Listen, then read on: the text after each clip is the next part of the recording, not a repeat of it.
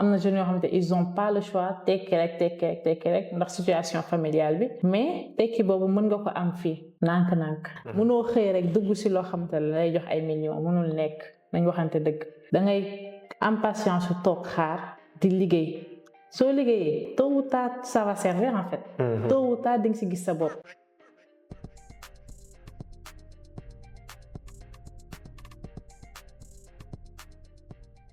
Hello, Manu Arthur, bienvenue sur Business Expertise. Comme vous le savez déjà, ici on parle entrepreneuriat, on parle création de richesse, on parle nutrition de qualité. Et aujourd'hui, on a une invitée particulière. On va la laisser se présenter pour ceux qui ne la connaissent pas encore. Salam alaikum wa rahmatullah. Yaay boy. Alaikum salam. Bonjour tout le monde. Moi c'est Adja Kanté, Madame Diagne. Et je suis entrepreneur depuis 2019 et je suis la promotrice de Cereal House. C'est-à-dire que toi, avant 2019, tu n'étais pas entrepreneur, quoi. Pas formellement. D'accord. Sinon, il y a un entrepreneur. Ah non, est-ce que tu te rappelles d'une activité même si tu étais enfant, quoi, et puis ça te rapportait quelque chose?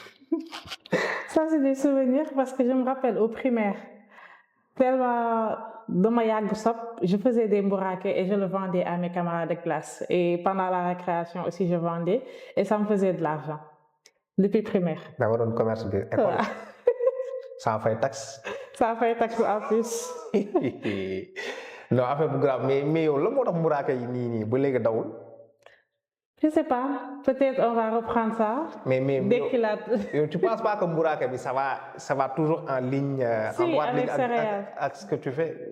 Parce que comme tu me le rappelles, ça coïncide. Non, faut mu dem muraake dafay fay de. Non, dina ñëwaat. Non, man ba léegi nii fu ma romb nii muraake dama ciy cof quoi.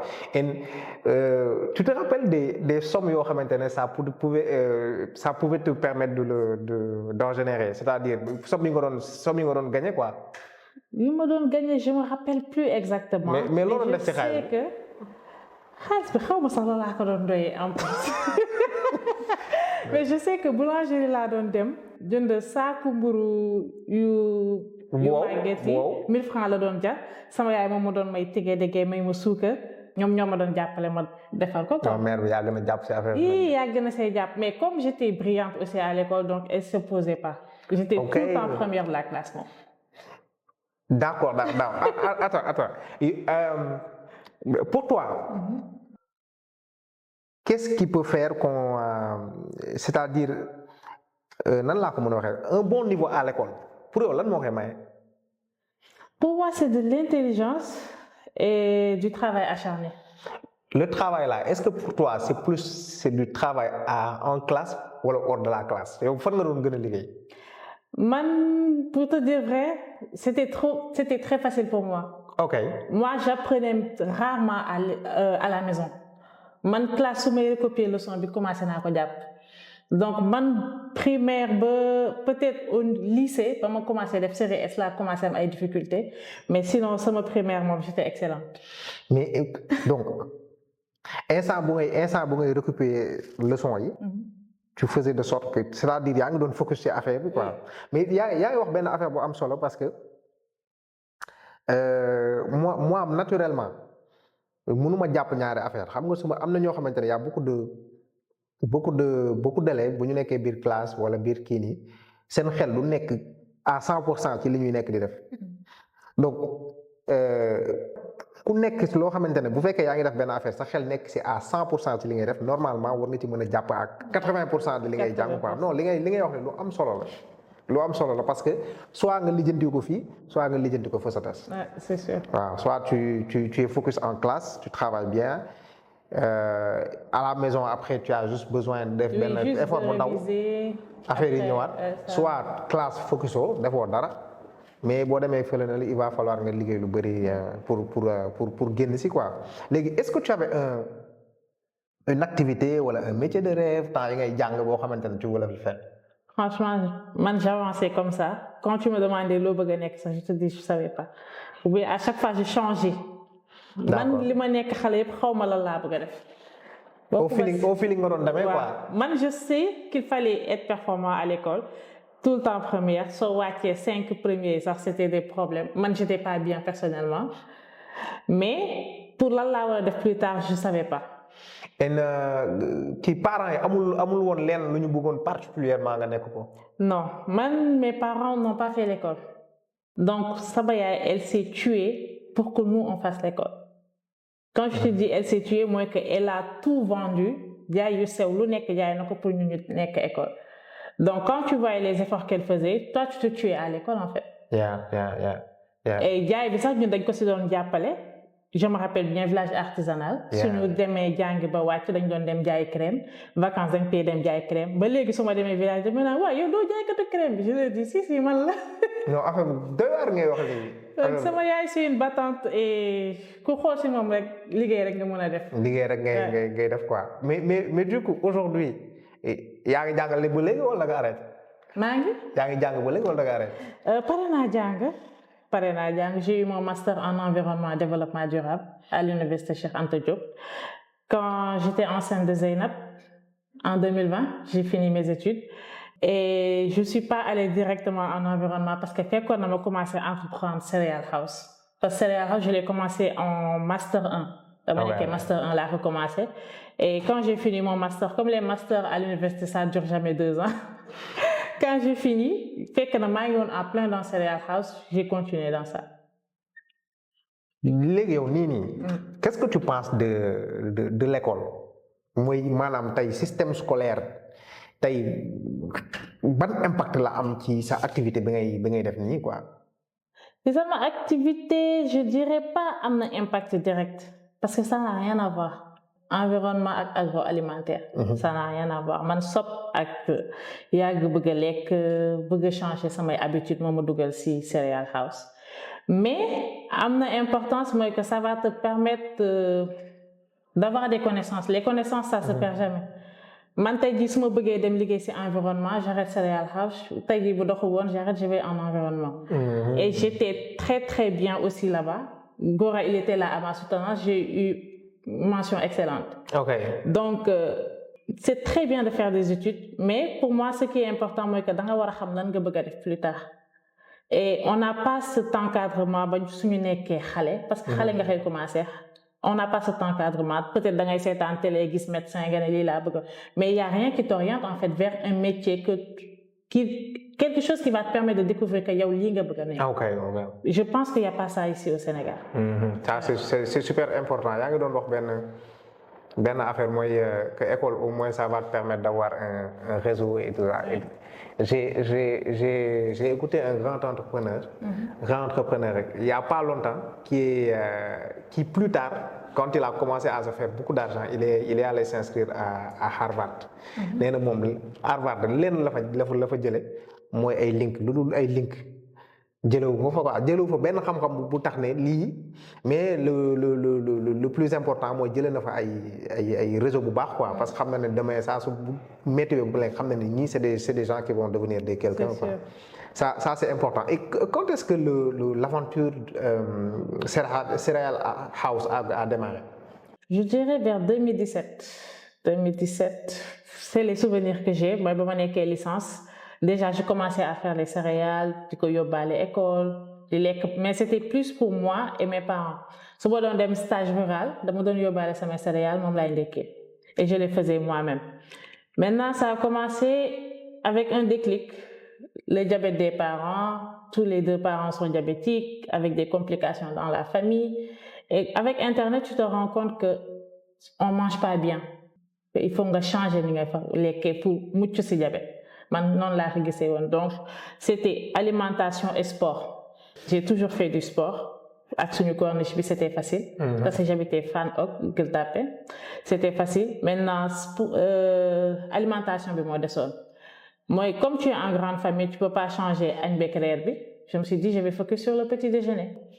Et là, je vois que le pain là qu'on mange, kilo mburu bi nu mu neexee nga mën ko jeexal, c'est pas l'idéal. Et je me rends compte que les céréales baax na. Ma dem Casino supermarché. nga dem taux sucre yi ñuy wax waru fa egg nga gis ni kay céréales yi fa nekk dépassé na ko nga gis ingrédients yoo xam te ne xamoo ko tu vas faire des recherches tu vois que c'est des ingrédients controversés. Et après à chaque fois avec internet on va te dire fais tes propres céréales maison tu commences à découvrir. C'est comme ça que j'ai commencé à faire des céréales. J'en ai fait pour moi, mes parents pendant 2 ans parce que 2019 laa lancé officiellement Cereal House. non affaire bu graaw ngay wax ni yow mais même par rapport au pain nii moo tax man su may dem nii léegi may jënd ay pain nii. avant mënoon naa jënd benn miche bu 100 francs de gars yi defal ma ci xam nga léegi affaire dafa changé avant bu ñu lay defal ñebe dañ lay defal ñebe bu bëri mais léegi dañ lay. léegi lépp changé dañuy raay ñebe bi. léegi dama leen ne defal na ma mbur bu ndaw ngeen def ci ñebe bu bëri calculer leen yéen a xool min nañ ñebe bu bëri mais ci dafa doy waar pain léegi dafa pain blanc. Et malheureusement temps yooyu léegi il y a beaucoup de boulangeries qui sont tournées vers les céréales locaux comme di nga gis mburu nebedaay mburu cere léegi tu en vois de plus en plus avant il y avait pas ça donc diabétique bi bu xëyee mburu bu ñëpp di lekk lay lekke et c'était pas l'idéal. Ah ça c'est loolu moom c'est très clair et regarde comment est-ce que l'évolution s'est fait c'est-à-dire ok là j'ai commencé à faire ay céréales pour moi-même di ko defal famille bi et cetera ban moo doon étape bu ci topp ba mu commencé à faire nag business quoi. parce que man business je t'ai dit j'ai toujours fait business avant ça daan naa jënd ay sac Chine ay montres keroog rek maa ngi toog Facebook di ma rappeler souvenir yooyu di ko jaay. Après je me suis dit il fallait que je crée quelque chose qui ait de la valeur mënoo jënd Chine rek ñëw jaayaat yow kese yaa si am dara en fait et ça c'est pas une entreprise c'est pas comme ça que je voulais travailler. Je me suis dit il fallait créer de la valeur. Après je me suis dit xaar ma dem uti ji business plan. J'ai cherché, j'ai pas trouvé. Man xaar ma defar sama bopp business plan. C'était compliqué. Tu vois que c'était compliqué en fait. Amagoo dara et tu veux écrire un business plan, c'est pas la chose à faire en fait. Après je me suis dit je vais commencer à économiser parce que je travaillais, j'étais en master 1, je travaille en communication. Man dama am sa sopp. Depuis la licence, je travaille en communication. J'étais CM dans une boîte de communication. Donc, j'avais mon argent. J'ai payé sama master. Université, c'était payant. Partie payant. Là, j'ai payé mon master. Après le reste, j'ai économisé. Après, je me suis dit, xaaral ma xool ñaata laay soxla pour passer à un niveau supérieur. Je vois que c'est des millions. Ma bàyyi. Continuer à économiser. Ma bàyyi. Après, je me suis dit, mais pourquoi pas faire avec ce que j'ai. Donc après je me rappelle le budget de démarrage vraiment de CA c'était 350 000. J'ai tout réduit. Genre su ma waxoon tey jii il me fallait 1 kilo de ça, 1 kilo de ça, j'ai commencé peut-être par 500 grammes pour te dire. Quand j'ai fait ma première production, j'avais 10 sachets. 10 sachets là. 10 sachets yooyu laa jaay. OK. di jëndaat. mais voilà yow tey boo doon évoluer tey. coût 10 sachets yooyu noonu di ñaata lay nekk. 10 sachets yi. C'est combien ça t'a coûté pour produire 10 sachets de céréales? Non, parce que j'avais 350 000. Okay. Après, j'ai acheté un petit stock. Je pense que le premier stock d'avant que j'avais acheté, c'était 10 kilos. C'était 10 kilos. Donc, j'ai fait une partie. Ma am si sama 10 produits jaay. Après, produire naa si loolu 2 ou 3 fois. Ma jaay. C'est comme ça que j'ai commencé à augmenter dem sac 25 kilos. 10 dem sachets sac 50 kilos. Ba léegi. Minimum, je prends 100 kilos, 200 kilos le mois. D'accord. Mais yow li ngay wax nii lu doy waar mais yow tey xam nga en général quand on est jeune nga nekk jeune fille et cetera lu si bëri bu quand tu travailles et que tu as de l'argent moi la majeure partie du temps ce que je vois mooy que ñu bëri seen xaalis avant ñu koy fayeeku jaay nañ ko quoi. Non, man fan nga jëlee discipline financière boobu. Parce que j'étais en maison familiale man amoon dépense añ reer amoon daal benn dépense je travaille à 3 minutes de chez moi donc dama doon dox dem liggéey. dox ñibbisi université aussi c'est à 5 minutes de chez moi. Université Cheikh Anta Diop. Man j'avais pas de dépense. Peut-être affaire yu jigéen te man loolu bëgg naa sañ sa trop mais sonaluma.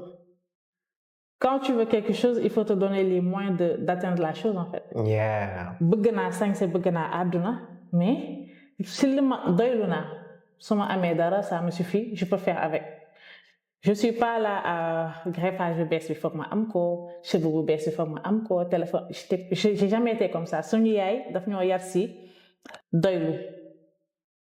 doylu li nga yor doylu si moom soo daan ab su gisee nga yor yére bu bees sax da lay naan foo ko jëlee kon xam nga kooku mu ngi lay bàyyi xel moom lu mu jëndul soo ko solee da koy xam bu baax donc boo commencé am xaalis j'avais un salaire de quoi 100 000 150 000 100 000 au début su ma récupéré sama salaire je paye 50 000 mensualité master jox sama papa jox sama yaay da ngeen di cofal rek. Je gardais le reste parce que j'avais pas besoin d'argent. Moi j'aime bien comment tu as inversé benn affaire boo xam ne da nga ko bëgg mooy maanaam xam nga da nga ne su fekkee da nga bëgg benn affaire il faut te donner les moyens de l'acheter quoi bëgg naa sant lool. mais il faut d'abord me donner les moyens. parce que am na ñoo xamante ne tey mën nañ bëgg benn affaire mais dañuy jéem a xool yoon bu gën a yomb pour am ko. non comme sama bëgg naa lii bëgg naa sant ni ñëpp et cetera. mais damay jël énergie bëgg boobu noonu transformer ko ci liggéey. ma am li may am. après dem jëndal sama bopp wala def lu ma projet yu ma bëgg quoi ça c'est lu jar a retenir la quoi. Aujourd'hui tey sooy xalaat yow tey nit bi nga nekk tey la Adja bi nga am aujourd'hui ban impact la paa bi ak mère bi lañ ci am quoi ban wàll lañ ci am est-ce que am nga la tey ba ay traits de caractère yoo xamante ne ñoo ngi si yow aujourd'hui yoo xam ne tu peux me dire que non lii kii paa bi la lii mère bi la lii frère bi la wala sœur bi la quoi. bëgg liggéey bi je dirais c'est ma mère. bëgg liggéey amal boppam xaarul dara ci sama papa parce que sama papa sant yàlla c'était un sculpteur village artisanal mu ngi doon suturlu mais sama yaay xaaru ko ci dara comme lu mu doon wax seen papa joxuma xaalis mais may na ma jàmm may na ma salaam. Macha Allah. Je pense que loolu moo ñu topp ba tey sama yaay c'est une battante quand je te dis c'est une battante je me rappelle da nga doon ouverture des classes da doon jot sax nga bëgg mu war a jënd fourniture nga gis ko mu jaaxle lu xam ko mu koy jëlee mu jaay lu mu am jaay lu mu amul parfois elle t'envoie chez une tante ouverture jot na sama doom yi dañoo war a jàng xaw ma nu ñuy def elle s'est tuée pour que nous on reste à l'école moo tax tey ñépp nu ñu mel maag sama sœur bi parce que bëggoon na doomam yu góor yi jàng mais ñooñu desuñu école maag ñaari jigéen la am ñun ñoo des école elle s'est tuée pour qu'on réussisse à l'école et jikkoom sama yaay mën naa wax wàlliw la sama yaay danga koy tooñ sax mu ne la amul àdduna amul solo sama yaay c'est une personne extraordinaire sama pap c'est quelqu'un de très calme qui parle pas mën nga génn dugg ci kër gi ba génn doo xam ne mu ngi fi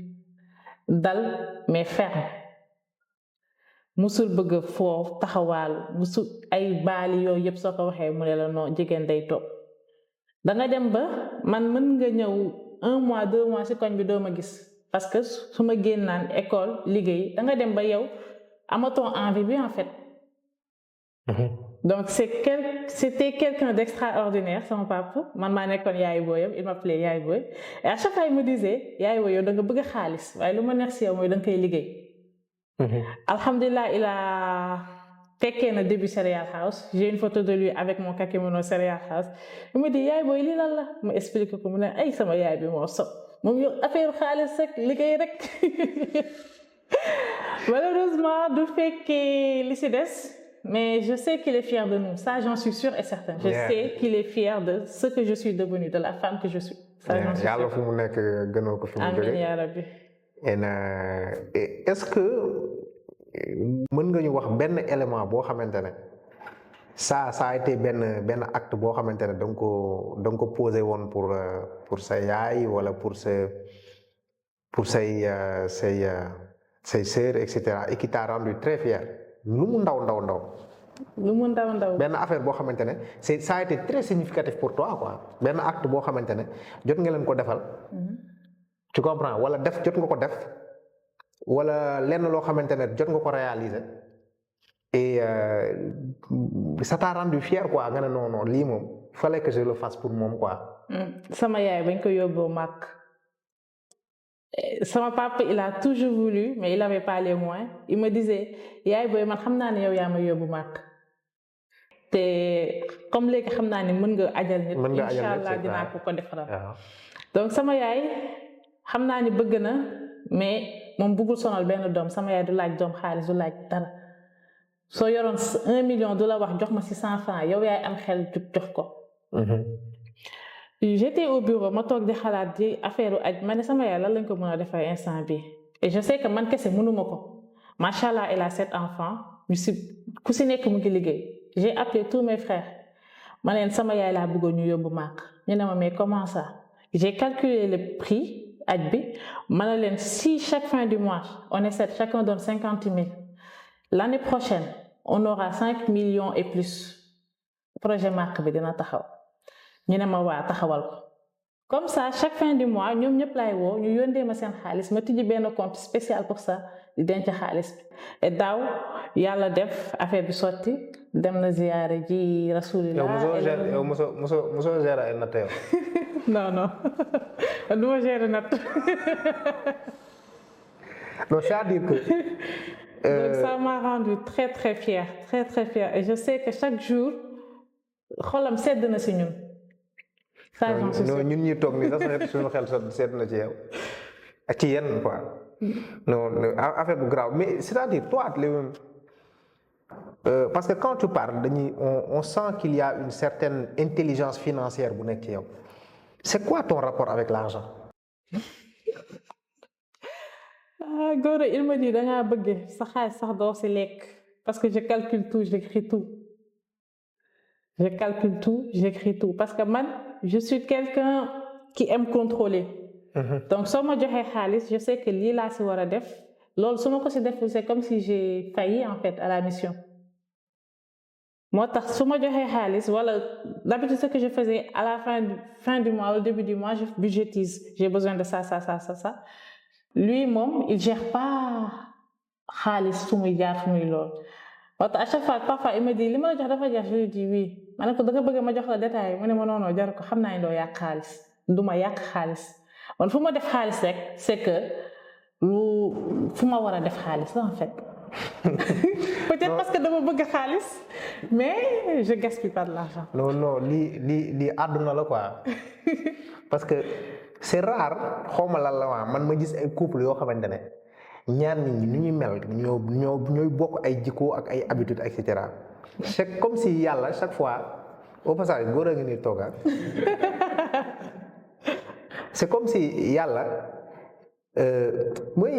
Dieu il fait toujours bien les choses quoi parce que dafa créer góor ak jigéen pour ñu mottali yoon et là par exemple quand tu me ak li ngay wax nii automatiquement dafa dem ci man ak soxna si quoi c'est on est de parfait contraire man nii laa mel moom nii mais après à y regarder de plus près c'est-à-dire loolu mooy créer balance bi mooy créer équilibre c'est sûr tu comprends léegi sachant que da nga nekk koo xamante ne yow da ngay calculer lépp lu ñëw yow gérer nga mën mais boo xoolee de l'autre côté góor lan la mën jaay la mën loolu la ma wax man outil laa mën su ma ñëwee yow da nga gérer ce qu'il me dit moom quand il vient il vide ses poches lii laa am yow gérer rek moom il peut marcher sans argent nit yi dañ koy laaj xaalis sax mu ne la dem leen laaj Adja au début les gens comprennent pas mais bon chaque couple ak sa particularité sa combinaison daal seen classement daal Alioune Cissé ñaata la tegoon suñu compte kii ban classement la teg Alioune Cissé xaw ma 5 3 2 xaw ma waaw non seen classement moo ngi dox quoi seen classement moo ngi fay non yéen da ngeen di jël coupe incha allah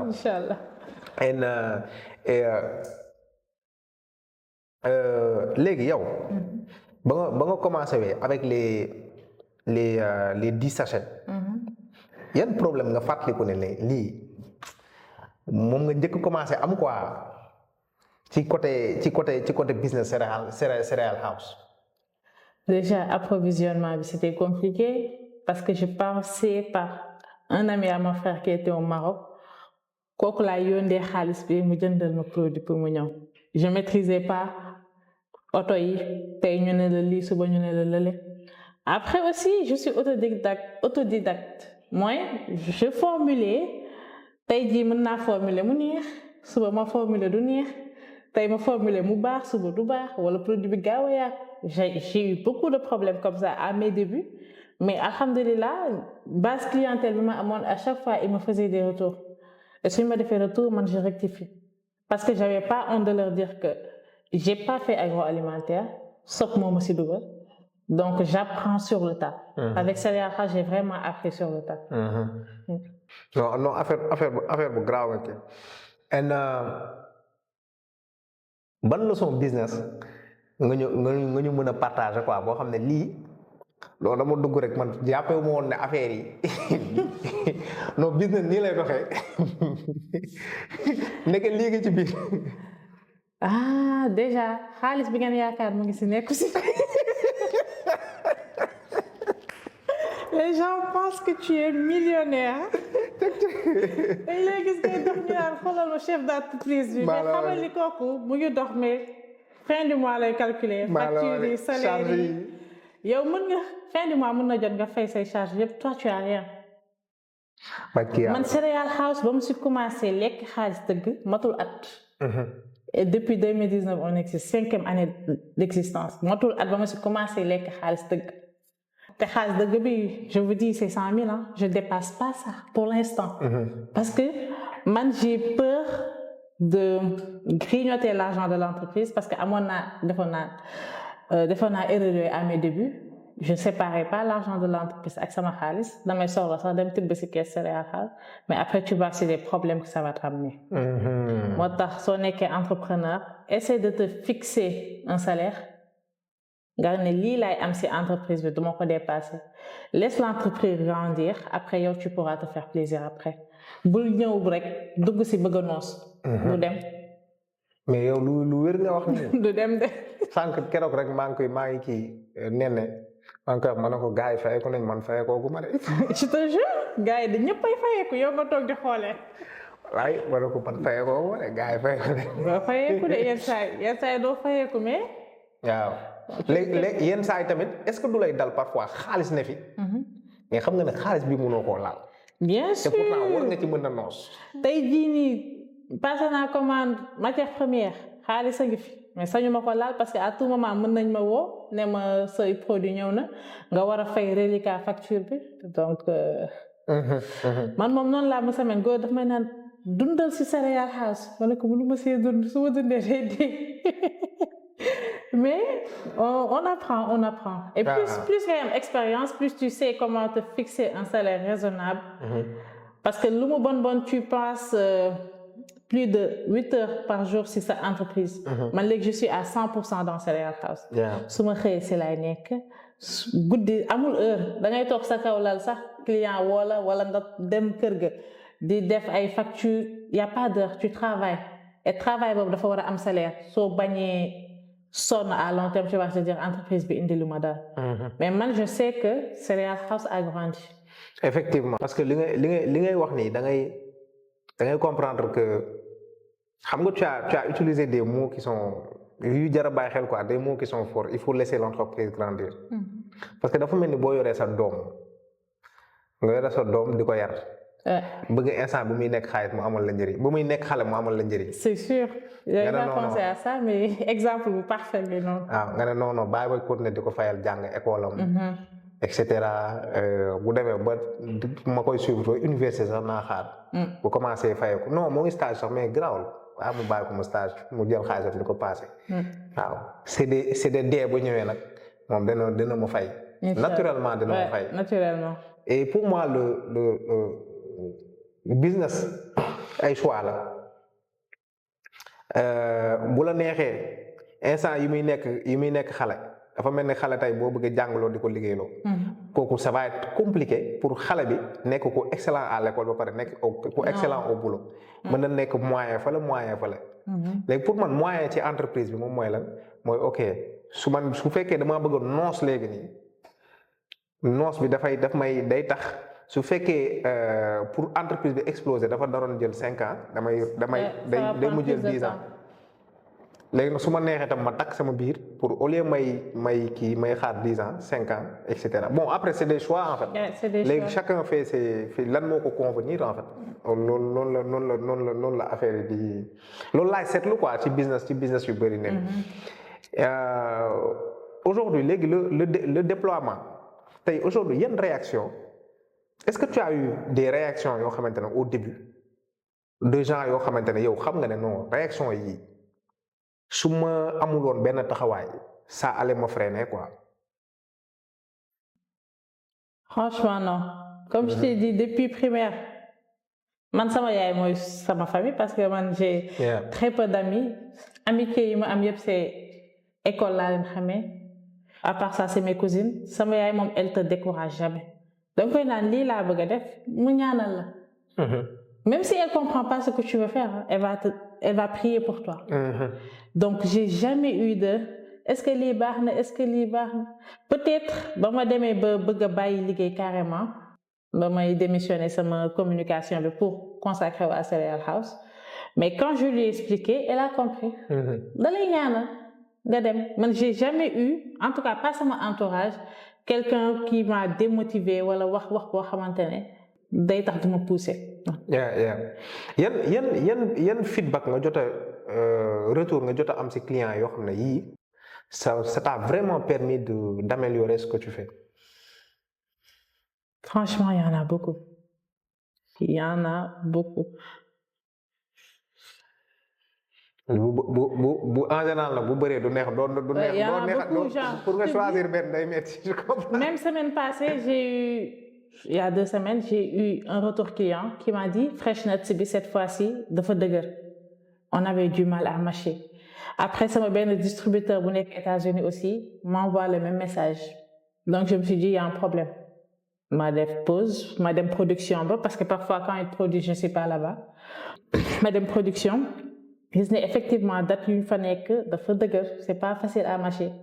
Et ça m'a permis de prendre une décision mooy que là maintenant j'ai appelé une boîte experte en agroalimentaire Instagram laa nga gis comme il y a tout le monde là-bas je les ai appelés je les ai dit je suis Adja boss de Cereal House et tout ça xawma dara ci agroalimentaire ñu reetaan ma ne leen si parce que j'ai besoin que mes produits léegi nekk même chose partout tout le temps pas de changement dans mes produits. Ils sont venus, ils ont visité et tout, ils m'ont félicité. Ils m'ont dit, on peut t'aider à atteindre ça. Et au début, je ne pouvais pas faire ça. Man maïdem, Dieu me arranger à mon niveau. Mais chaque entrepreneur, tu dois connaître tes limites aussi. J'ai pas fait agroalimentaire et je pense que là, c'est trop tard pour que moi def ko. Parce que man, là, si je devais faire une formation, ce serait en nutrition. Et dinaa ko def, Inch'Allah. Je veux le faire vraiment. Donc, j'ai appelé une boîte d'agro. Ils sont venus, ils ont vu mes produits, ils ont apprécié. Ils m'ont dit que yo, tu as fait le plus gros. Donc, t'aider, ce sera très facile. Et Inch'Allah, si tout se passe bien, je vais continuer, je vais travailler avec nous. Et il y aura plus ce genre de soucis en fait dans Cereal House. Moi, j'apprécie bien le fait que nga xam sa bopp quoi parce que pour moi le développement personnel ça commence par ça quoi. Le développement, que ce soit le développement personnel, que ce soit le développement d'une activité, etc. Parce que nit ki bu fekkee xam nga sa bopp et que tu reconnais lii mooy sama limite pour ñu dimbali la dafa yomb. Mais il faut pas être trop amoureux de ton produit. Parfois on aime trop nos produits au début nit da lay critiquer sax ça te pique. Mais ni yow personnellement le critiquer.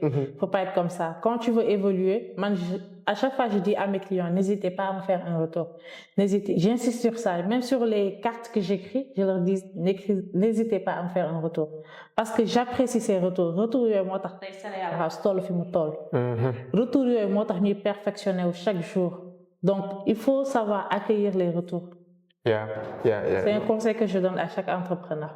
Ça c'est clair. Hein. Mais après, pour moi, même la formation en agroalimentaire que tu veux faire, s'il y a possibilité, après tu peux essayer de regarder. Parce qu'aujourd'hui, il y a énormément de programmes en ligne, etc. Oui. Tu peux essayer de voir, même si c'est des programmes juste pour apprendre des fondamentaux, pour moi, ce serait bien. Quoi.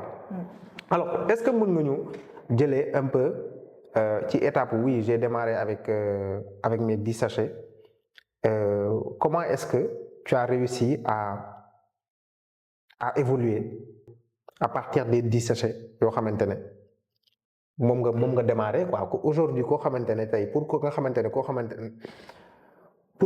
ki nga xamante ne dafa am benn ay moyens yu limité yan conseil nga ko mën a jox pour que avec moyens limités yooyu noonu mën multiplier yooyu noonu. bañ a yàkkamti yow tu vas évoluer sans même t'en rendre compte man parfois je me disais Cereal House man awma si dara après Gora il me fait asseoir il m'a dit ba ngay commencer Cereal House c'est toi qui produisais léegi am nga ku lay produire yaa doon sol léegi am nga ku lay solal am nga livreur am nga ay locaux tu as quitté la cuisine de ta tante à une unité de production donc nit bul yàkkamti tu as 500 de recettes 1000 francs de recettes jaayal nga am 1500 jënd matière première 1500 c'est ce que je faisais jëndaat matière première 1500 produire jaay am 2000 jëndaat matière première 2000 nank laa évolué ba yegg si fi ma yegg parce que j'ai pas eu de financement extérieur tout est fait sur fonds propres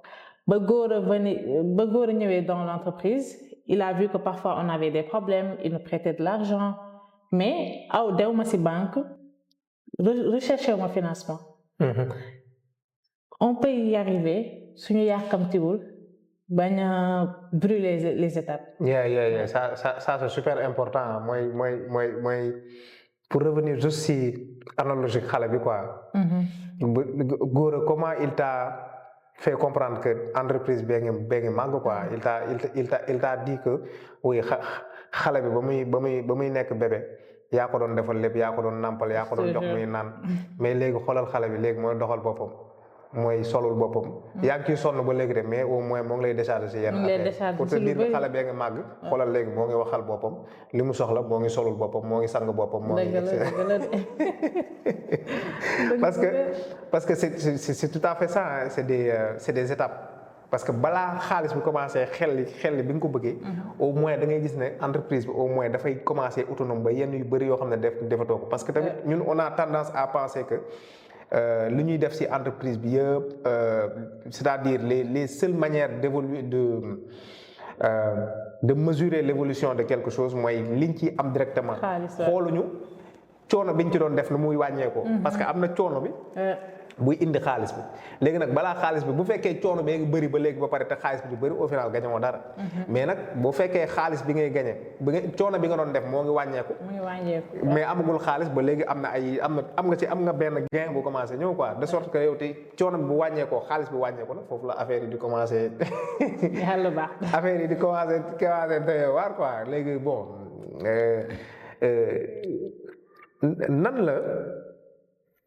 nan nga gérer transition wu ok moi j'étais seul mais maintenant j'ai un mari j'ai des enfants nga war a gérer kër war a gérer beneen kër entreprise bi nga war a gérer du vite fait ñaari kër quoi nga xëy rek am ñaari jëkkër noonu ak ay chef yu ndaw alhamdulilah jëkkër bi moom daf maa pousse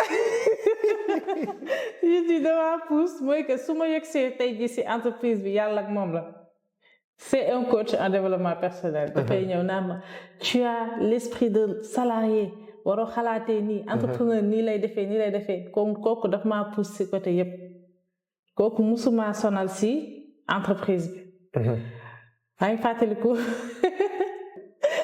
quand j'étais toujours dans la cuisine de ma tante di formuler fekk ba instant ba maa ngi moom dañ doon génn su ñëwee fekk ba may produire day toog daggal ma tàndarma kon kooku xam nga yàgg na laa jàppale mais doon ci woon lekkal est-ce du woon yow est-ce que jàppale est-ce que ñëwoon pour goûter gratuit naan non dama ciy jàpp sàcc di lekk donc da doon ñëw toog jàppale ma ci production bi non gis naa facture bi nga ko yónnee ba Côte d'Ivoire yaa am fulla la may jàppale ci production bi wan ma nu ñuy jaayee nii ngay jaayee client bi ni nga koy approcher dëgg timide parce que je suis quelqu'un de très timide quand je connais pas les gens il m'a formé sur beaucoup de choses. Et il continue de me former. Maintenant, pour tout ce qui est doom yeeg kër gi, alhamdulillah, j'ai un bon village. Si je dis un village, c'est personne qui m'a entouré. J'ai une belle famille magnifique. Tey mën naa xëy fajar génn dem bàyyi fa samay doom duma xalaat xale yi comment ils vont xam naa ne nañ leen toppatoo dañ leen taxaw même su fekkee am naa jànk am naa nunu bu nekk foofu ak ñoom bàyyiwuñu xale yi benn yoon. Donc quand tu as un bon village c'est ce qui na ñaan leen yàlla am un bon village une belle famille wala jëkkër bu baax pour le soutenir tu peux facilement jongler. Maintenant comme tu disais coono Cereal House wàññeeku na mën naa xëy bañ a dem Cereal House. mën naa xëy boot joor ànd ak moom Cereal House. Elle a son berceau yaay liggéey sa bopp sa bureau noonu neex nga koy aménager. Donc franchement côté boobu sant naa yàlla c'est pas un frein pour moi. Certes metti na jongler entre les deux mais c'est sant yàlla. C'est un choix. Parce que bon xam nga boo xoolee actuellement la tendance mooy ce qui revient beaucoup mooy les femmes concentrez-vous sur vos études sur votre vie professionnelle et cetera ba amal seen bopp ba pare door a xalaat ay jëkkër et cetera. Est-ce que pour toi est-ce que tu partages le même avis mooy balaa ngay dugg ci mariage daal fexeel ba kale sa lépp. Non je partage pas cet avis parce que pour man tout dépend aussi si jëkkër bi la yàlla di may. da ngay ñaan yàlla lu important mooy nga am jëkkër bu ngeen bokk valeur. Quand je me suis mariée j'étais en master. Donc terew ma jàng terew ma liggéey maa ngi woon master soog a am jëkkër di entreprendre di liggéey entreprise. Donc na nga ñaan yàlla am jëkkër buy partager say valeurs c'est ça qui est important. Tey jii mën nga ne da ngay xaar sa lépp pare nga soog a dugg ci sëy en même temps nga dugg ci sëy rek perdre sa emploi parce que tout est éphémère dans cette vie. Tu vas dire sama situation stable na en claquement de doigts sa situation mën na effondrer. Donc c'est bien mën nga amal sa bopp c'est très bien d'avoir l'esprit mën naa liggéey sama bopp amal sama bopp mais c'est pas une condition pour dugg ci sëy wala bañ a dugg ci sëy. Sëy doo ko basé ci loolu. C'est ce que ça c'est super important donc ce qu'on retient mooy tout dépend de ki ngay àndal. waaw fexeel ba tànn koo xamante ne kii. parce que lépp benn projet la daal. voilà tu as ensemble voilà. munoo jël sa jëkkër tegee ko de côté nga ne lii mooy sama vie sama carrière man je suis pas comme ça. Faut pas être soumise, moi je suis soumise. Donc tout dépend si nit yi nu ñuy jëlee seen vie. Moi je suis très très soumise. dañ may naan yow ni ngay sëyee mère yi noonu la ñuy sëyee ma leen baax na sama yaay loolu la ma sant. Mais soumise taxul sama jëkkër yàpp ma. taxul mu ñàkkal ma fayda. Au contraire si la lay gën a naw. Parce que jox nga ko cëru kilifa bu mu mérité. Un homme tu l'élèves et il va t'élever. Alhamdulillah si jëkkër bi ma am maa ngi koy sant bu baax. non ñu góor bul jooy waa jàpp bul yàq suñu émission.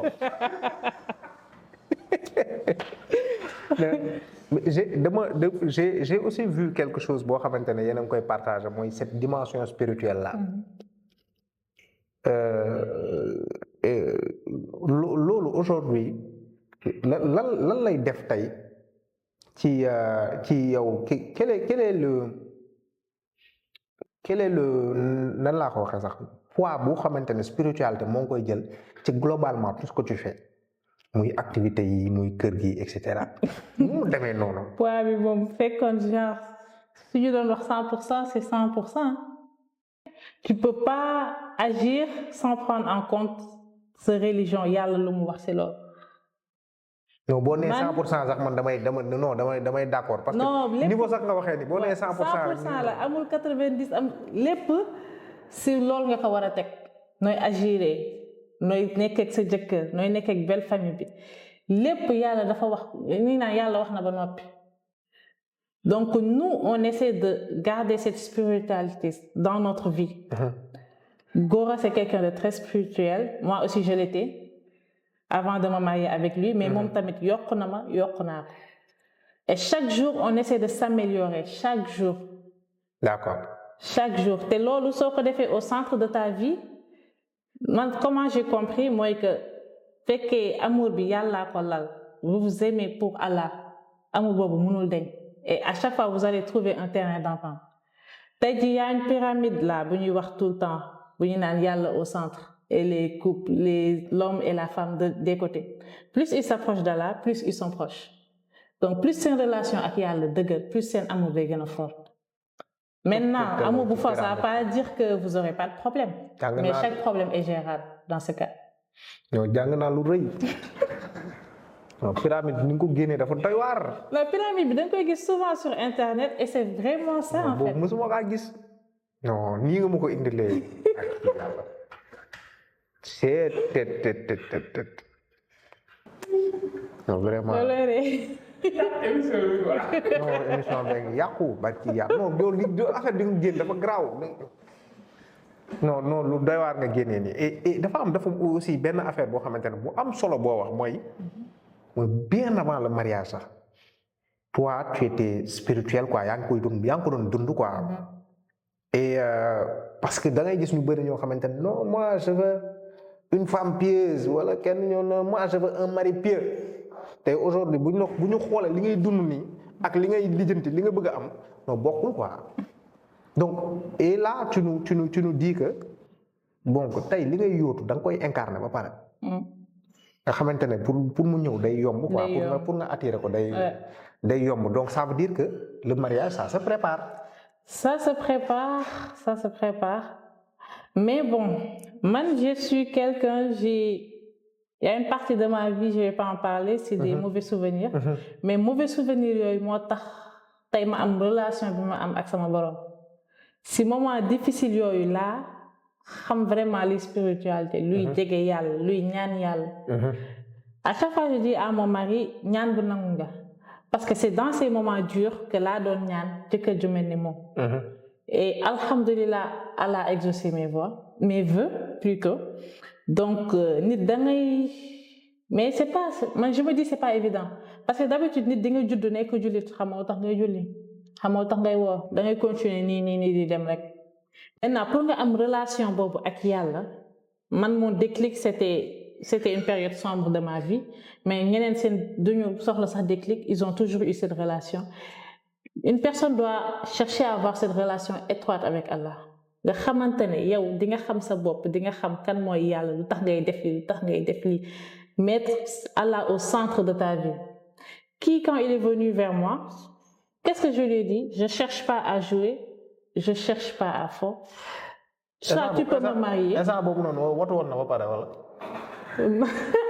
Ah ma sax bàyyi ma xel si loolu si dégradé la doon watu. Dégradé. donc affaire bi desoon na tuuti quoi. Donc je lui disais. Ok. Mariage wala nga xam nooy def. Parce que instant ba man xam naa ne je suis prête à me marier. Et que képp kuy dugg sama vie c'est pour un mariage si tu n'es pas pour un mariage tu peux t'en aller y a pas de souci ma toog xaar yàlla. waaw. Et quand il a su que c'est la dame là elle rigole pas. mu confirmer non mais gis nga nit da ngay am fulla. Parce que moi parfois y a ba pare xam li nga bëgg ba pare aussi. xam li mën a nekk quoi.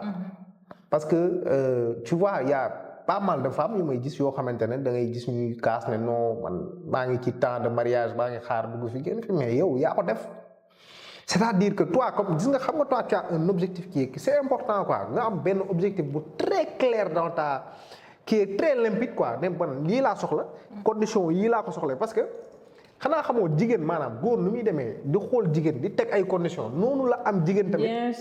bien sûr il faut avoir le choix. waaw yàlla may nañu pour ñu def choix il faut bien choisir. Déjà ki ngay partager sa vie pour nekk ci tranquillité parce que le but du mariage c'est pas l'amour hein, c'est de trouver la paix. Et paix boobu ki ngay nekkal il faut que mu mën la kaa jox. il faut que yow tam nga retrouver sa paix personnelle avant d'être avec quelqu'un d'autre. Tu peux pas prendre une personne tey jii bokk leen éducation màggandoole nga bëgg a wékk sa bonheur ci moom tu vas être déçu à vie. parce que dina def loo xam ne dina la metti nga ne ko non yaakaaroon naa nii nga mel mais tout ça c'est des niveaux pour moi. ay niveau la mais xam nga ne nit ki yoralu la bonheur paix la yoral te paix bi moom. Au début ngeen koy waxtaanee ngeen trouver consensus il te dit c'est ça ma paix toi c'est quoi ta paix ngeen jéem a xool si vous pouvez aller ensemble après amouru yàlla wàcc seen diggante. non saa waay sax moo ngi est-ce que dégg dal ci ginnaaw. mais je te dis ça mënuma joxe ni est-ce que bi quoi li mu mën maamen ma ca caméra bi li mu mën man mënuma ko quoi. mais je te dis ça c'est des niveaux parce que man je continue à me former par rapport au mariage ça c'est des choses que j'ai découvert maintenant. C'est pas au début de mon mariage je lui ai dit c'est quoi ta paix non xamoon naa ne sëy laa bëgg jaamu yàlla soit nga mën ko ñu dem soit mënoo ko nga xool nooy def ça c'était mes conditions kaf ma si réew ma si parce que la personne avec qui j'étais avant il avait tout genre alhamdulilah yàlla mayoon na ko mais question mariage bi qui tardé je lui ai dit bye bye après c'est des niveaux au début tu vas te dire kii su ma ko bàyyee damay torox su ma ko bàyyee duma am keneen ku ko gën na leen mais lu wekk lépp si yàlla. fekk yàlla ngi lay dégg yàlla rek a fi nekk indil ma sama njool bu gis bi. non c'est que non affaire yi nu ngi koy xelliwee nii dafa doy waar quoi fu mu ne nii ay daaj nga may jox quoi nii ay affaire yu grave nga ñu nekk du ñu fu mu ne nii coaching la ñuy am nii gratuit quoi barki yàlla Mohamed yaa ngi bëgg de yàlla baax na. non dafa leer et regarde aujourd'hui est-ce que tu peux en termes de sachet etc.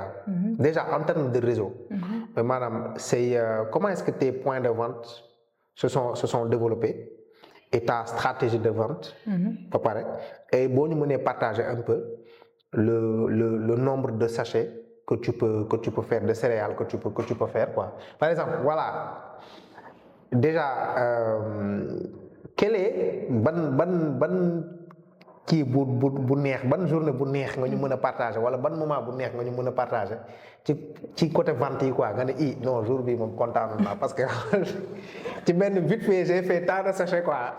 Farmers Market bu muy soog a commencé les premiers Farmers Market je me rappelais benn journée tu te faisais 500 000 benn journée de vente et 500 000 temps yooyu mënoon naa liggéey weer bu ma ko am. Donc vraiment c'est des bons souvenirs que j'ai et en plus le contact avec les clients dañuy ñëw naan la c'est toi qui es de Cereal House à chaque fois genre ça fait plaisir on m'appelle Madame Céréales parfois quand je sors ça fait plaisir parce que tu te rends compte que am nga impact bu ndaw si nit yi. Yeah. Et quand des gens te disent que maintenant genre j'ai plus de problème de transit comme j'ai une bonne cliente Jaina. J'espère qu'elle va voir ça. Depuis lors, elle continue de commander parce que ba mu commandé fait qu'elle était en train d'allaiter. Donc dafa amoon ay problèmes coliques. Donc quand elle a intégré les produits, continué à allaiter, elle a vu que ces problèmes de coliques biir bu metti doomam bi yëpp dafa dem. Waaw. Et je lui ai dit effectivement parce que c'est très riche en fibres. Et tu le prends, l'enfant le prend, day tax problème mu biiram yooyu yëpp day dem. Alors que moi, je ne savais même pas. Bon, je lui dis, madame de recherche. Je me forme. Madame de recherche, juste effectivement, c'est très bon déjà pour la lactation. Maman, y allait sa production lait avant, c'est parfait. Donc, elle conseille tout le temps. Aussi, ça te permet de tout ce qui est problème colique, bible, mettre tout ça. D'accord, il y a pas. Non, affaire bu grave ngay wax ni et quelle stratégie nga teg yoo xamante ne lii tu as vu que ça t'a vraiment aidé à développer ton activité la partie vente la partie communication et tout. Partie communication depuis le début ma géré. Depuis le début ma géré Cereal House tout ce que vous voyez là-bas c'est moi parce que j'avais eu un peu d'expérience j'ai fait pendant 2 ans community manager donc j'avais des amis photographes infographes amoon naa sama cercle en fait qui m'aidait qui travaille gracieusement pour Cereal House. Léegi depuis 2024 là approché benn boîte de communication qui gère la communication de Cereal House. Sinon côté stratégie vente c'est Gora c'est lui qui vient il m'a dit il faut approcher les points de vente les épiceries s'il faut on y va ensemble parfois on va démarcher parfois c'est des boîtes qui viennent directement vers nous. comme lors des marchés. Pullman, c'est comme ça. Marché Farmers Market, ils sont venus, ils ont vu nos produits, ils ont aimé. Et depuis lors, ils prennent nos produits. Donc, des boîtes qui nous ont approchés comme ça lors des marchés. Sinon, on cible les points de vente. On dit épicerie fine africaine, .i. On va aller là-bas, on va essayer de leur faire adopter les produits, essayer de vendre là-bas. Mais 2024, vraiment, ce sera lu ñu bëggoon man sama mbëbët moo nekkoon dem ci supermarché yi. Mais je me suis dit, il y a une étape avant ça. Avant ça, il faut stabiliser les produits. Stabiliser, moi, bëgguma tey ñu naan ma lii wow na, lële tooy na, lii na. Moo tax ma approché entreprise agroalimentaire bi. Comme j'aurai une conformité sur mes produits avant d'aller en supermarché. Mais ça c'est super important. Et li ngay def c'est tellement inspirant et da nga ciy jàng loo xamante ne c'est des leçons de vie quoi, c'est vraiment des leçons de vie yu puissant. Beneen affaire bi ma bëggoon kii mooy aujourd'hui est-ce que donc aujourd'hui le seul moyen de commander c'est de passer par la page? Non, pas par la page. On est à Loulou. Loulou, c'est juste en face Olympic Club. On est chez Melo. On est chez Épicerie Fine Africaine. On est chez The Original Drip. On est sur la Petite Côte avec Kai Épicerie. On est aux États-Unis avec un partenaire. Donc, on a des points de vente. On a Bernel Box avec Baraka. Aussi, ils vendent nos produits. On est avec Club Tchosan depuis nos débuts. On est toujours là-bas, le club. Ils nous ont beaucoup boosté. Après, on est avec American Food Store. On a quelques points de vente à Dakar et on espère augmenter ça. Après dem supermarché yi nga xamantene doo soxlati woo Adja doo soxlati da ngay doxantu dem Auchan fekk ko fa doxantu dugg casino fekk ko fa ñu ngi ñaan yàlla.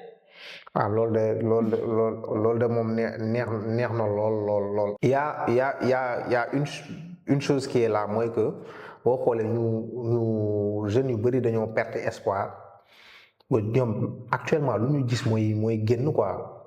Est-ce que tu penses que il y a possibilité de rester au Sénégal et de développer quelque chose quoi, mën a amal dara sa bopp? Bien sûr. Beaucoup de jeunes réussissent à le faire. Pourquoi pas vous? Il suffit juste en fait de trouver le déclic, trouver le projet qui marche. Parce que avant de trouver le projet qui marche, di nga làmbaatu fu nekk. J'avoue, ça peut être frustrant. Tout dépend de cette situation. Am na jeunes yoo xamante ils ont pas le choix tekki rek ndax situation familiale bi mais tekki boobu mën nga ko am fii nànk-nànk. mënoo xëy rek dugg si loo xamante ne lay jox ay millions mënul nekk nañ waxante dëgg da ngay am patience su toog xaar di liggéey soo liggéeyee tôt ou tard ça va servir en fait. Tôt ou tard di nga si gis sa bopp. Maintenant patience su toog xaar bi nag loolu beneen débat la. waaw loolu moom dëgg la. Parce que loolu tamit mënoo wax jeune bi toogal xaar te kooku amul benn espoir bu xëyee gis mère bi amul lu mu yor bu xëyee du am lu mu ndékkee nga ne kooku na toog patienter. Les situations sont pas pareilles en fait. Sont pas pareilles donc dañ ñaanal yàlla ñëpp am jàmm ñëpp chacun trouve sa voie. En tant qu'entrepreneur, qu'est-ce que tu attends du gouvernement wala d'un président quoi s'il y a au cas où il y a un nouveau président, qu'est-ce que tu attends de lui en tant qu'entrepreneur? Qu'il nous facilite les choses. Je parle pas de nous donner de l'argent. Soxlawuñu xaalis mais faciliter les choses mooy environnement bi. Mais la priorité sur tes entrepreneurs. Tey jii entreprise bu implanté au Auchan, exemple, je prends exemple Auchan, tu peux lui dire lépp négociation la. Préférence locale. Forcément, il faut des produits locaux à 100%. Tu fais ça, Auchan va forcément élever les entrepreneurs qui sont formels. Dina leen jàppale ñooñu mën a jël yeneen jeunes ñu liggéey seen entreprise yi mag. Foofu rek laa leen soxlaa man. Kese. Pas ay financement yoo xamante ne parfois c'est de la politique qu'on se dise la vérité. Il y a DER, il y a tout ça. Da ngay dem déposer ce dossier. Da ngay fàtte sax dossier bi après lañ lay woo naan la sa financement jàllul alors que tu vois des gens qui ont pas de projet viable qui reçoivent ces financements Effectivement. Donc c'est dommage, c'est dommage. Nañu jàppale ñu liggéey yombalal ñu tout ce qui est taxe. Pourquoi on exonère les étrangers alors qu'on n'exonère pas les entrepreneurs qui sont là? Pourquoi? Surtout les jeunes qui viennent de débuter. Ñun ñoo ko soxla. Wax dëgg fa yàlla ku ñëw indi ay milliards Sénégal kooku soxlawul exonération. Kii di dajale ay 500 000 1 million 2 millions kooku moo soxla exonération. boo waxee ñu ne non comme ay milliards lay indi te ñun day wax ñu ne non dañuy ñëw pour employer gars yi quoi. mais kooku indi na ça veut dire kooku am na. kii ut kay nga war a jàppale. ba pare kay dafa ñëw bu indiwee ay milliards am pour dolli ay milliards am la. waaw yóbbu waat parce que du ko bàyyi si dëkk bi. mais xoolal lu ñuy fay employé fii c'est dérisoire. donc un gouvernement boo xamante ne xam na luy entrepreneuriat jàppale entrepreneurs yi ñëpp am seen chance si je dis ñëpp am seen chance mooy que y a beaucoup de structures qui sont là mais c'est les mêmes personnes qui bénéficient. link soo amul link bokkoo si ñoom yow fii ba déwén doo bénéficier aussi offre yu ñuy def. parce qu'il y a beaucoup d'offres mais les mêmes personnes en bénéficient. malheureusement c'est ça. Toi, quel conseil pourrais-tu donner à quelqu'un qui voudrait se lancer dans l'entrepreneuriat? loo xamante ne lii war na ko mën a na ko fàggu daal na ko gànnaayoo bu baax au cas où yow yaa ngi xalaat dugg wala du ma dugg wala yaa ngi xalaat toppal kii ça c'est des choses yoo xam ne mën na ko gànnaayoo daal. Patience, persévérance. Parce que vraiment, il en faut pour être entrepreneur au Sénégal. Tu vas te dire, su ma duggee xaalis bi day daanu day ñëw, c'est pas ça la réalité. Il faut beaucoup travailler. Il faut beaucoup travailler avant nga siy gis sa bopp. Donc yow sooy ñëw na nga gëm sa projet bul xalaat ci entreprise bi pour tekki léegi. Peut-être ça va payer dans 10 ans 15 ans. bu joxee sax 5 ans maa ngi nii ba tey tekkeeguma ci Cereal House donc il faut beaucoup de patience. gëm sa projet persévérer c'est tout ce qu'il faut. ça c'est super important et bon de toute façon toi tes réseaux tes contacts seront partagés en description. Tu as un dernier message à partager ou un dernier mot à partager avant la fin de ce talk? En plus de Cereal House, j'ai Urti. Urti Sportswear, c'est un nouveau bébé. C'est des tenues de sport pour les hijabis. Man lépp lu may entreprendre, c'est parce que j'ai eu ce problème. Bëgg def sport amoo tenue adéquat. J'ai commencé à en commander. Commencé koo jaay. Mais maintenant, on fera nos tenues nous-mêmes ici. Donc, allez suivre Urti Sportswear et donnez-nous de la force. Et un dernier message, gëm leen seen bopp. Soo leen gëmee seen bopp, vous pouvez tout faire. Il n'y a pas de limite en fait. Non, mais effectivement, et puis je remarque que tout tourne autour de la santé et du bien-être. Santé, bien-être. C'est mon credo, c'est ce qui me fait vivre. Parce que tu te rends compte que problème yi ñu am feebar yi ñu am yépp change suñu habitude alimentaire yi la ak toog bi ñuy toog lu bari. Donc tu bouges, tu manges bien et tu seras en bonne santé. Tu vas vivre longtemps. Feebar yu sew yépp du la sonal. Non, effectivement. Et il faut que Sénégal ñu bàyyi xel ci santé parce que sénégalais bëgg na lekk bu neex bëgg na lekk bu bari suukar bu bari diwlin gloria bi fii diwlin bi tëmb mais après c'est des problèmes de santé. Carrément. Faut vraiment revoir comment on mange. Faut vraiment. Non, c'est clair. Et puis on sent vraiment que xam nga entrepreneur bëri na façon quoi am na ñoo xam ne ñii moom c'est de vrai businessman mooy maanaam fu mu mën a def marge rek naa dugg buruxlu jënd benn affaire à 200 jaay ko 250 mën a lekk fekk dërëm et cetera et toi tu es là pour régler des problèmes avant tout. Je suis passionnée, j'aime Cereal House. Voilà. am na kenn ku ma approché woon pour faire grandir la boîte vite mais day changer tout bi def ci ay affaire am. Je lui ai dit Cereal House c'est mon bébé. Mon bébé, j'ai pas envie de suba ngay jël ay décisions ci Cereal House du ma am lu ma wax. Mu ne ma t'as pas envie de grandir ma ne ko si mais à mon rythme. J'ai vraiment envie de grandir mais à mon rythme. Donc sooy amee business bu taxaw dinañ la approcher jéem la jox xaalis tout ça mais faut être très prudent faut s'entourer des personnes qui sachent parce que yenn saa yi doo xam da ngay soog a yegsi mais demande des conseils parce qu'il y a des gens qui sont là pour ça qui peuvent te guider. Non ça c'est important mooy tul leen ma businessman yi fu ñu mën a liggéey ñoom marge rek moo leen soxal alors que man c'est pas ça je lui dis céréales house c'est pas ça c'est pour régler des problèmes. Le diabète l'hypertension prise de poids c'est pour régler ces genres de problèmes donc du ma jël entreprise boobu tey def parce qu'on m'a dit même pourquoi tu prends pas du sucre glucose j'ai dit c'est toujours du sucre parce que moi je sucre au miel.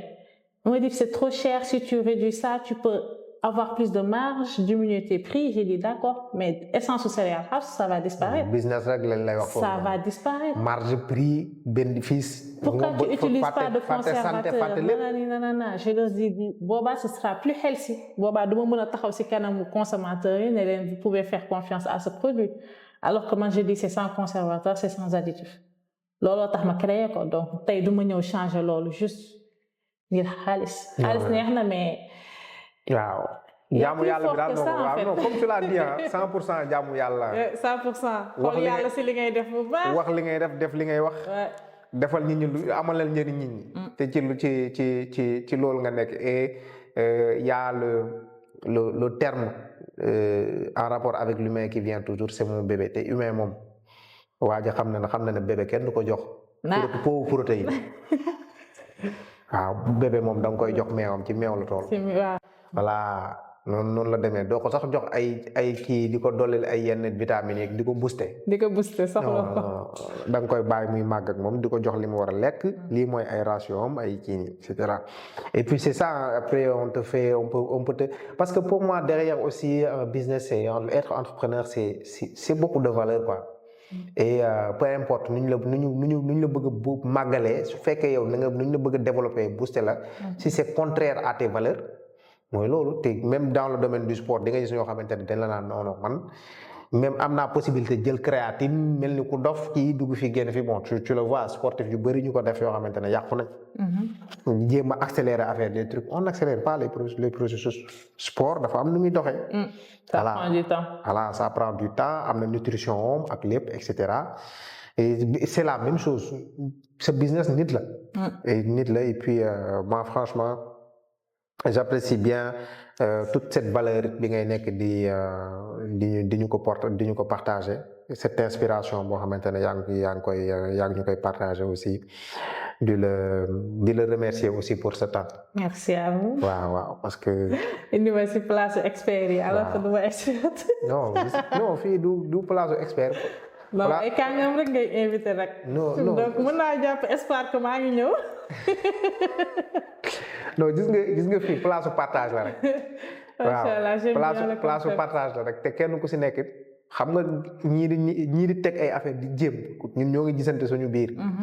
waaw donc kenn xeebul kenn fii moom kenn gënul kii kenn léegi nit dina nekk ci ruqam parce que nit ñi tam léegi mën nañu nekk jaawale nombre de followers ak xam-xam wala jaawale nombre de followers ak impact fekk di nga gis nit benn manu nii ñëw tajale ay followers fa leen dugg fi génn fii fekk keneen a ngi yor benn 500 followers mais di def ay affaires yu doy waar ci suuf donc pour moi c'est ça c'est képp ku ma gis ne li ngay def de ça mérite gars yi gën ko bàyyi xel ça mérite gars yi for ci dara wala ñëw teg fii nii parce que xam naa ne yow moom ku jege góor moom foo jaar moom bay borom bagage nga.